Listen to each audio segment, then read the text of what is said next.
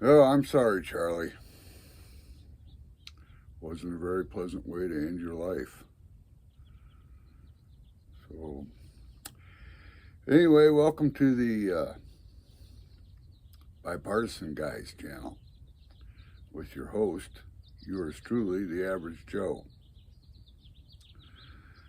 So, I really do feel sorry for Charlie, and I feel sorry for people like Charlie. When you are so filled with hate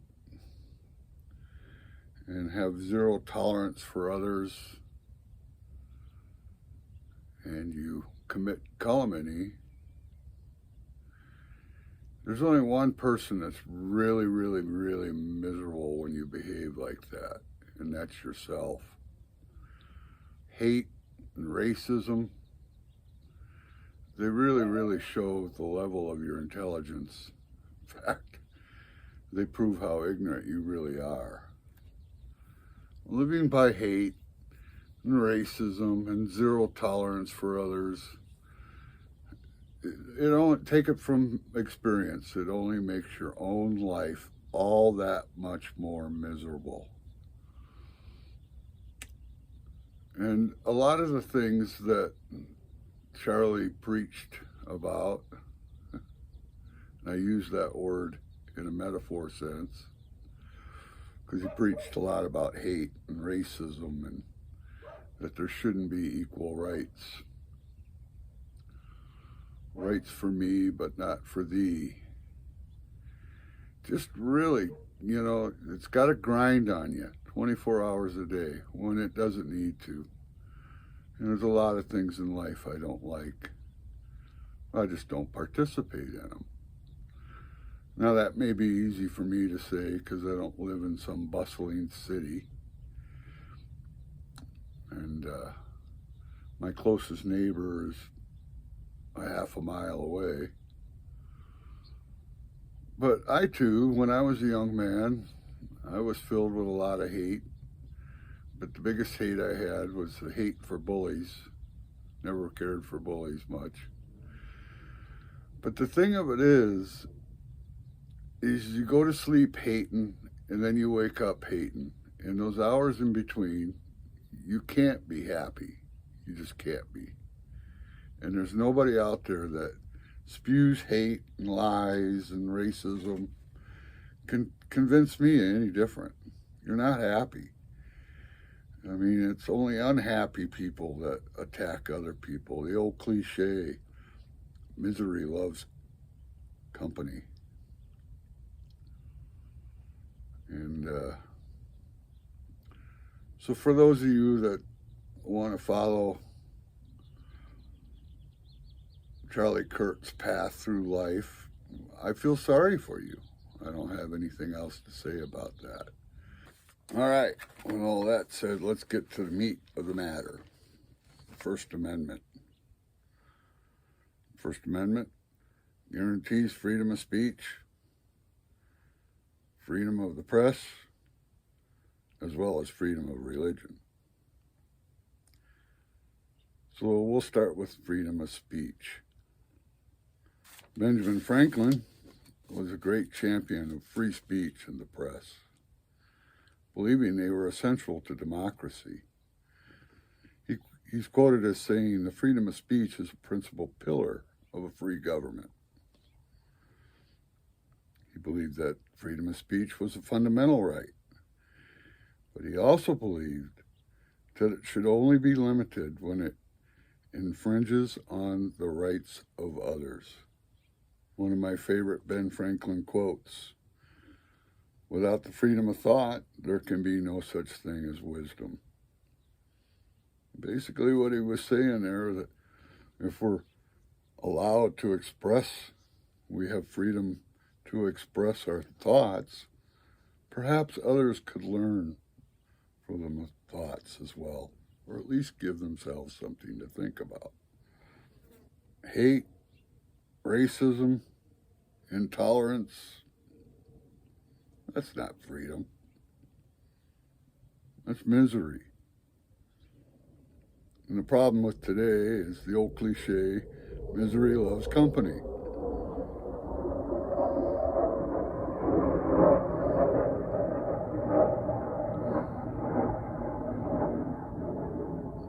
Do you hear that?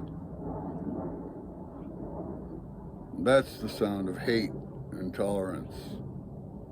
For those of you who don't know, I live on the west side of Tucson. And we have a big Air Force base here. And in all the 15 years I've lived on this property, I've never seen it so active as it is in the last week. And that in itself is scary. That in itself is a sign of we don't have the freedoms we think we have from the federal government.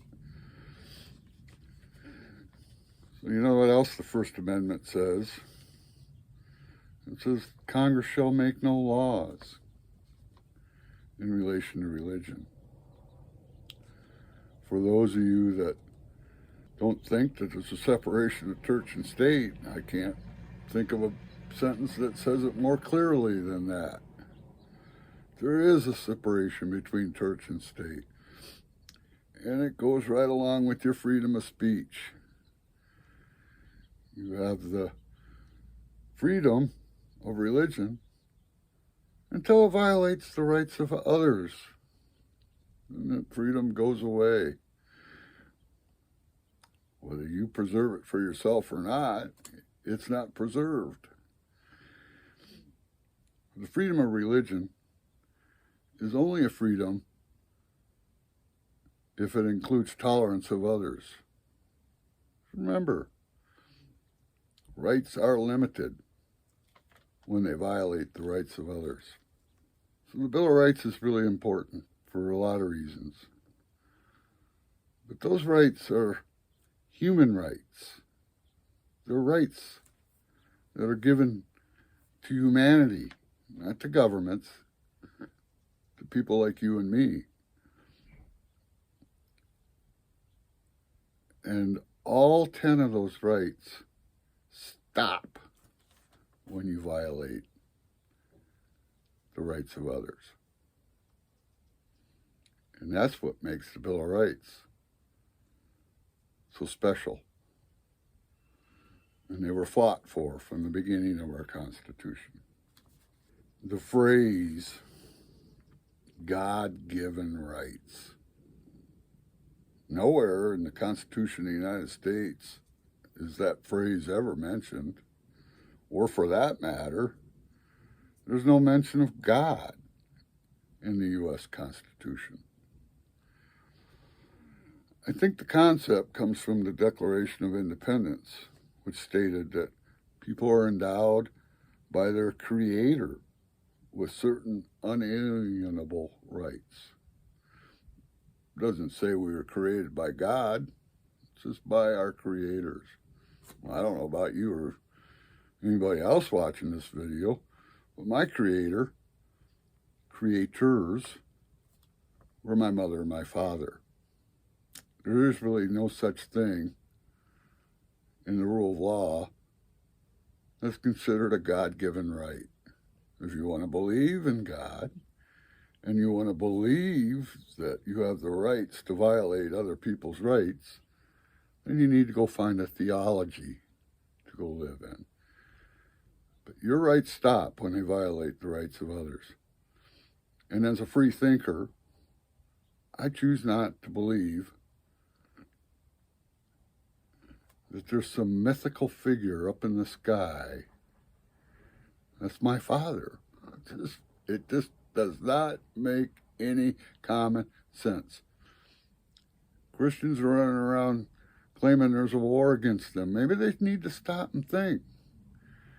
Their war is only created by themselves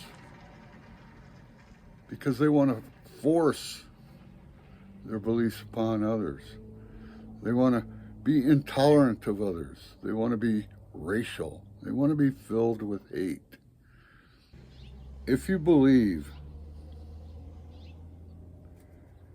in the pursuit to life, liberty, and happiness, you can only achieve that by allowing others to achieve the same thing. We don't need to force our beliefs on others. If we believe them and we hold them to be truths, we don't need to force them on others. What matters is what you believe, not what others believe. Why would you want to make your life miserable over what other people believe? Misery loves company. It's that simple. But your right to life, liberty, and the pursuit of happiness stops when it violates the rights of others to life, liberty, and the pursuit of happiness. It just stops. Because without others having those rights, nor shall you. You need to keep that in mind when you're out there spewing hate and no tolerance for others. And most people worldwide don't believe that you have the right to force your beliefs on others. We just got done with a 30-year war in Afghanistan because the Taliban did just that. Forced everybody to believe what they believed in.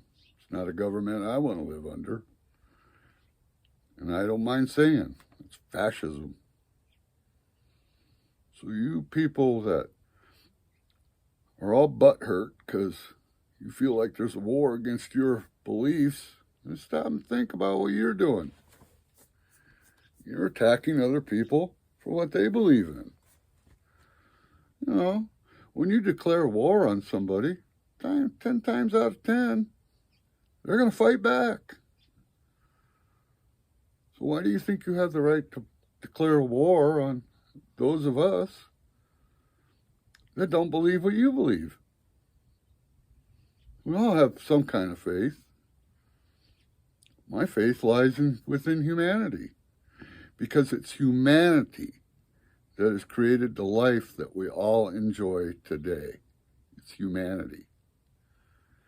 The sooner you wise up and believe that, the happier you'll be. You have the right to infringe on somebody else's happiness. If you're happy believing that there's a little old man up in the sky and he loves everybody, but he hates people that don't love him, well, then you're going to be pretty miserable.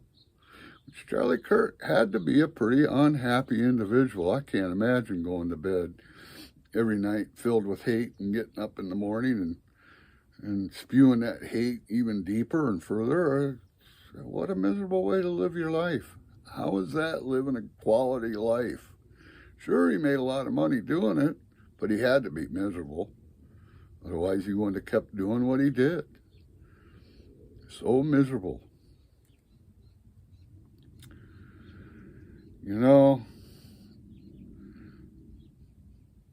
The answer is the civic duty that we all are responsible to partake in. Civic duty was important when the colonies were eager to leave the control of England. There was a man named Thomas Paine. He authored an article titled Common Sense. I encourage people to read it. It's not an easy read, but it's definitely a read that'll make you stop and think, because it's common sense. But he argued that civic duty was paramount in defending one's natural rights and the rights of others. Your life and your liberty and the pursuit of your happiness stops dead cold when it violates the others seeking the same thing.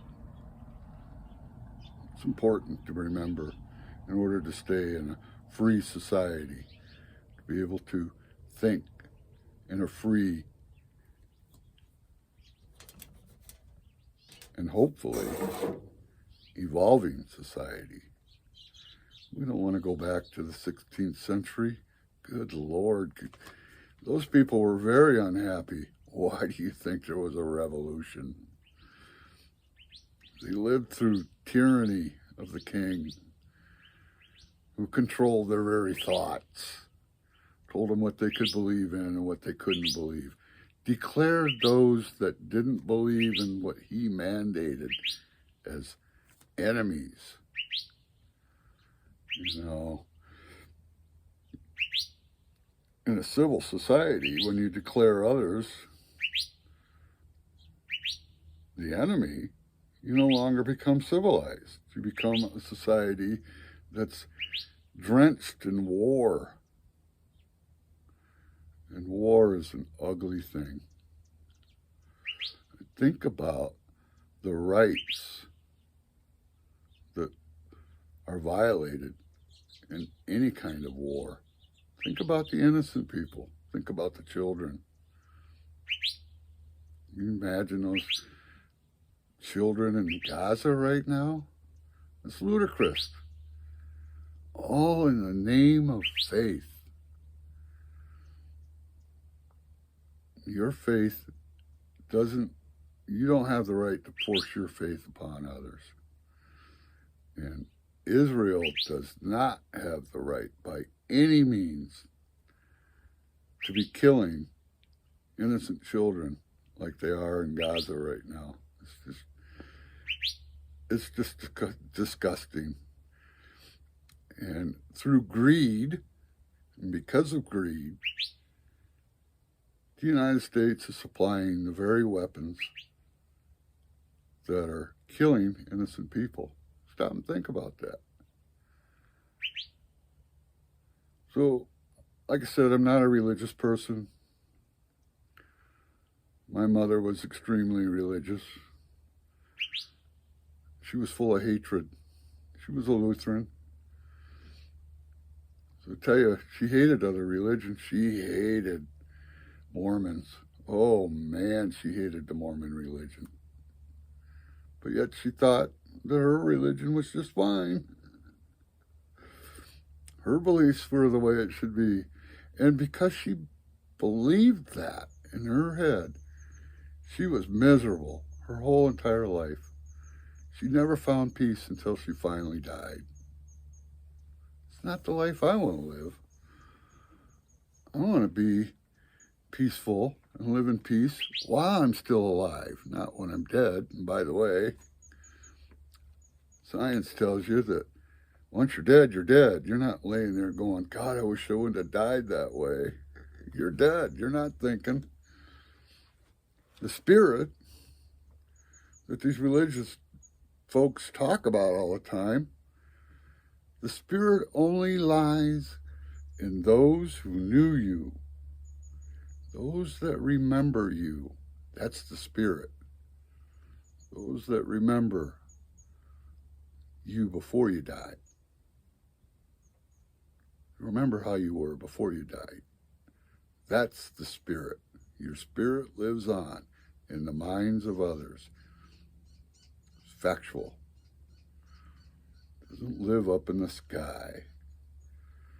You're dead. Once you're dead, you're dead. Let's be real about it. I know that might bother a lot of people. I liked George Washington's farewell address. It's a remarkable address.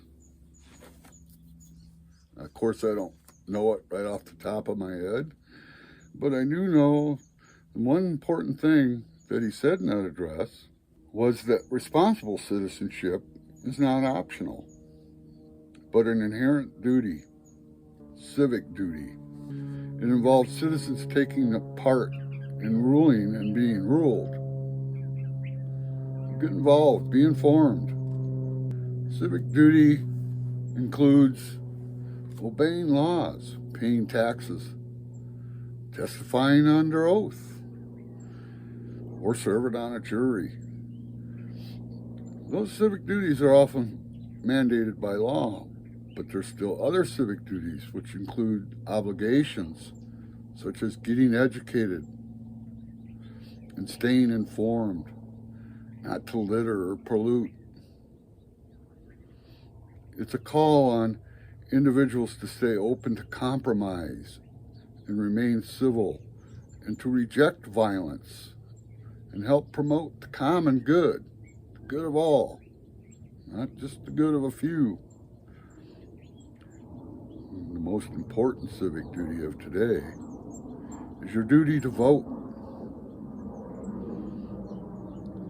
While it's a civic duty, it is also a civic responsibility. It goes way back to 300 BC. It involved citizens taking part in ruling and being ruled together. So get informed. Vote what's in the best interest of your community, not what's in the best interest of you. Because without a community, you wouldn't have anybody to be miserable with. So get involved. While voting may or may not yield the outcome that individuals want, without it, there is no democratic society. So when you're trying to suppress the vote, you can't call yourself a patriot. You just can't. Do there need to be rules about voting? Yes, of course. Number one rule is one vote, one person. But every person in that society should have an equal vote. So let's get off the voting fraud kick.